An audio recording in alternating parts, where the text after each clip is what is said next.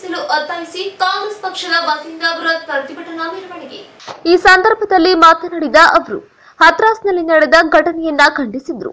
ಉತ್ತರ ಪ್ರದೇಶದಲ್ಲಿ ದಲಿತರ ಮೇಲೆ ಪದೇ ಪದೇ ಇಂತಹ ಅಮಾನುಷ ಘಟನೆಗಳು ನಡೆಯುತ್ತಿದ್ರು. ಅಲ್ಲಿನ ಬಿಜೆಪಿ ಸರ್ಕಾರವು ಕಣ್ಮುಚ್ಚಿ ಕುಳಿತಿದೆ. ಗಾಂಧೀಜಿಯವರು ಕಂಡ ರಾಮ ರಾಜ್ಯದ ಕನಸು ರಾಮನ ನೆಲದಲ್ಲಿ ನರಕವಾಗಿದೆ. ಮಹಿಳೆಯರ ಹಕ್ಕುಗಳನ್ನ ಪುರುಷ ಪ್ರಧಾನ ಸಮಾಜ ಹತ್ತಿಕ್ಕುತ್ತಿದೆ. ಮನುಷ್ಯ ವಾಲ್ಮೀಕಿಯನ್ನ ಹಾಡು ಹಗಲೇ ಅಪಹರಿಸಿ ಅತ್ಯಾಚಾರಗೈದು ಬೆನ್ನು ಮೂಳೆ ಮುರಿದು ನಾಲಿಗೆಯನ್ನ ಕತ್ತರಿಸಿ ಸಾಕ್ಷಿ ಸಿಗಬಾರದೆಂದು ಅಮಾನುಷವಾಗಿ ಕೊಲೆಗೈದಿರುವುದು ದುರಂತವೇ ಸರಿ. ಈ ಪ್ರಕರಣವನ್ನ ಸೂಕ್ತ ತನಿಖೆಗೆ ನಡೆಸಿ ತಪ್ಪಿತಸ್ಥರಿಗೆ ತಕ್ಕ ಶಿಕ್ಷೆಯನ್ನ ವಿಧಿಸಬೇಕು ಎಂದು ಒತ್ತಾಯಿಸಿದರು. ನಿಮಗೆಲ್ಲರಿಗೂ ಗೊತ್ತಿರಬಹುದು ಎಂಪಿ ಪ್ರಕಾಶ್ ಅವರು ಮತ್ತು ಎಂಪಿ ರವೀಣ್ ಅವರು ಜನಪ್ರಿಯ ನಾಯಕರು. ಹಂಪಿ ಉತ್ಸವ, ಹಂಪಿ ಯೂನಿವರ್ಸಿಟಿ, ಹೊಸಪೇಟೆ ಅಂತ ಹೇಳಿದ ತಕ್ಷಣ ನಿಮಗೆ ನೆನಪಾಗೋದು ಎಂಪಿ ಪ್ರಕಾಶ್ ಅವರು. ಅಂತರ ಮಗಳಾಗಿ ನಾನು ಇವತ್ತು ಧೈರ್ಯವಾಗಿ ಹೇಳಕ್ಕೆ ಇಷ್ಟಪಡ್ತೀನಿ. ಹೆಣ್ಮಕ್ಳಿಗೆ ಆಗ್ತಕ್ಕಂಥ ಅನ್ಯಾಯವನ್ನು ನಾವು ಹೋರಾಟ ಮಾಡ್ತೀವಿ, ಅದರ ವಿರುದ್ಧ ನಾವು ನಿಂತುಕೊಳ್ತೀವಿ. ಪುರುಷ ಪ್ರಧಾನ ಸಮಾಜದಲ್ಲಿ ಹೆಣ್ಮಕ್ಳಿಗೆ ನ್ಯಾಯ ಸಿಗಬೇಕು ಅನ್ನೋದೇ ನಮ್ಮ ಉದ್ದೇಶ ಆಗಿರ್ತಕ್ಕಂಥದ್ದು. ಹಾಗಾಗಿ ದಯವಿಟ್ಟು ಯಾವುದೇ ಚಳವಳಿಗಳಾಗಲಿ ಹೆಣ್ಮಕ್ಳ ಪರವಾಗಿರ್ತಕ್ಕಂಥ ಚಳವಳಿಗಳಲ್ಲಿ ಹೆಣ್ಮಕ್ಳು ಭಾಗವಹಿಸೋದು ಅವಶ್ಯಕತೆ ಇದೆ. ದಯವಿಟ್ಟು ಎಲ್ಲ ಹೆಣ್ಮಕ್ಳು ಈ ಮೂಲಕ ವಿನಂತಿ ಮಾಡ್ಕೊಳ್ಳೋದೇನೆಂದರೆ ನಮಗಾಗಿರ್ತಕ್ಕಂಥ ಅನ್ಯಾಯವನ್ನು ನಾವು ತೀವ್ರವಾಗಿ ಪ್ರತಿಭಟಿಸಬೇಕು. ನಿಮಗೆಲ್ಲ ಗೊತ್ತಿದೆ, ಮನುಷ್ಯ ವಾಲ್ಮೀಕಿ ಅನ್ನುವಂತಹ ದಲಿತ ಹೆಣ್ಮಗಳ ಮೇಲೆ 4 ಜನ ಠಾಕೂರ್ ಫ್ಯಾಮಿಲಿಯವರು ಅತ್ಯಾಚಾರ ಮಾಡಿದ್ದಾರೆ. ಬರೀ ಅತ್ಯಾಚಾರ ಅಲ್ಲ, ಸಾಕ್ಷಿಯನ್ನು ನಾಶ ಮಾಡಬೇಕು ಅಂತೇಳಿ ಅವರ ಕುತ್ತಿಗೆಯನ್ನು ಮುರಿದಿದ್ದಾರೆ, ಬೆನ್ನನ್ನು ಮುರಿದಿದ್ದಾರೆ, ಕಾಲನ್ನು ತಿರುಚಿದ್ದಾರೆ, ಮತ್ತೆ ಎಲ್ಲಿ ಮಾತಾಡಬಾರ್ದಂತ ನಾಲಿಗೆಯನ್ನು ಕೂಡ ಕತ್ತರಿಸಿದ್ದಾರೆ. ಇಂತಹ ಅನ್ಯಾಯವನ್ನು ನಾವು ಹೇಗೆ ಪ್ರಜಾಪ್ರಭುತ್ವದಲ್ಲಿ ಸಮರ್ಥಿಸಿಕೊಳ್ಳೋಕ್ಕಾಗತ್ತೆ?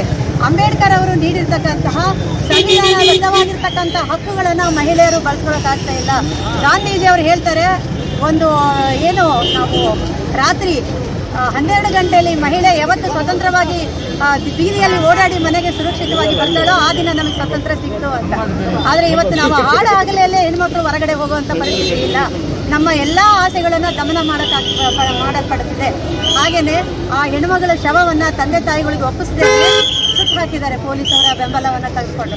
ಆ ಘಟನೆಯನ್ನು ವಿರೋಧಿಸಿ ಸೋನಿಯಾ ಗಾಂಧಿ ಅವರು ಮಗ ಆಗಿರ್ತಕ್ಕಂಥ ರಾಹುಲ್ ಗಾಂಧಿ ಮತ್ತು ಪ್ರಿಯಾಂಕಾ ಗಾಂಧಿ ಅವರು ಆ ಹಳ್ಳಿಗೆ ಹೋಗ್ಬೇಕಾದ್ರೆ ಅವ್ರನ್ನ 140 ಕಿಲೋಮೀಟರ್ ದೂರದಲ್ಲೇ ತಡೆದ್ಬಿಟ್ಟು ನೀವು ಅಲ್ಲಿಗೆ ಹೋಗೋಂಗಿಲ್ಲ ಅಂತ ಹೇಳ್ತಾರೆ. ಇಲ್ಲ, ನಾವು ಕಾರ್ ತಗೊಂಡು ಹೋಗಲ್ಲ, ನಡ್ಕೊಂಡು ಹೋಗ್ತೀವಿ ಅಂದರೆ ಅವರು ಕುತ್ತಿಗೆಗೆ ಕೈ ಹಾಕಿದ್ದಾರೆ, ಪ್ರಿಯಾಂಕಾ ಗಾಂಧಿಯ ಬಟ್ಟೆಯ ಮೇಲೆ ಕೈ ಹಾಕಿ ಎಳೆದಾಡಿದ್ದಾರೆ. ಈ ರೀತಿಯ ಅಸ್ತವ್ಯಸ್ತಗಳನ್ನು ಮಾಡಿರ್ತಕ್ಕಂಥವ್ರನ್ನ ನಾವು ತೀವ್ರವಾಗಿ ವಿರೋಧಿಸ್ತೀವಿ. ಇಂತಹ ಅಸಂವಿಧಾನಬದ್ಧವಾಗಿರ್ತಕ್ಕಂತಹ ಎಲ್ಲ ವ್ಯವಸ್ಥೆಗಳನ್ನು ನಾವು ವಿರೋಧಿಸ್ತೀವಿ.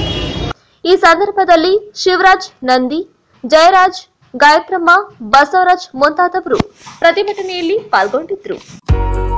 ಹೆಲ್ತ್ ಕೇರ್ ಅಸಿಸ್ಟೆಂಟ್ ಕೆಲಸ ಮಾಡಲು ಇಚ್ಛಿಸುವ ಮಹಿಳೆಯರಿಗೆ ಉಚಿತ ಊಟ, ಉಚಿತ ವಸತಿಯೊಂದಿಗೆ ಮಹಿಳಾ ಅಭ್ಯರ್ಥಿಗಳನ್ನ ಸಂಸ್ಥೆಗೆ ನೇರ ನೇಮಕಾತಿ ಮಾಡಿಕೊಳ್ಳಲಾಗುವುದು.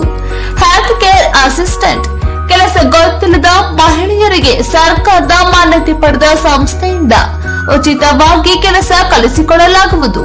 ಮೊದಲ ತಿಂಗಳು ಹೆಲ್ತ್ ಕೇರ್ ಅಸಿಸ್ಟೆಂಟ್ ಕೆಲಸವಿದ್ದು ನಂತರ ಮುಂದಿನ ಭರ್ತಿಗೆ ಶಿಫಾರಸು ಮಾಡಲಾಗುವುದು.